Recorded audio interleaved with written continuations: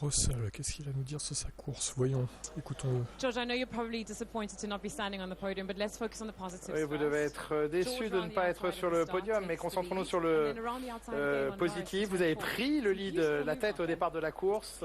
C'était un magnifique dépassement. Oui, c'était une course amusante, un peu décevante, bien sûr, pour le fait de ne pas être sur le podium. Mais il faut garder le positif.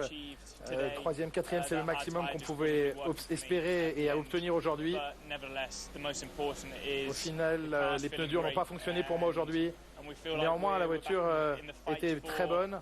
On est revenu dans le combat et pour se battre pour le podium de manière continuelle, donc ça c'est bien. Il y avait beaucoup de performances ce week-end, vous avez pu vous battre pour le podium. Est-ce que vous pensez que les mauvais pneus à la fin, les pneus durs, vous ont coûté le podium? Il y a beaucoup de choses qui auraient pu être mieux. On a eu des aérostands un peu lents. Le relais intermédiaire n'a pas été optimisé non plus. Je pense que du point de vue du team, il faut prendre ça comme une leçon aussi.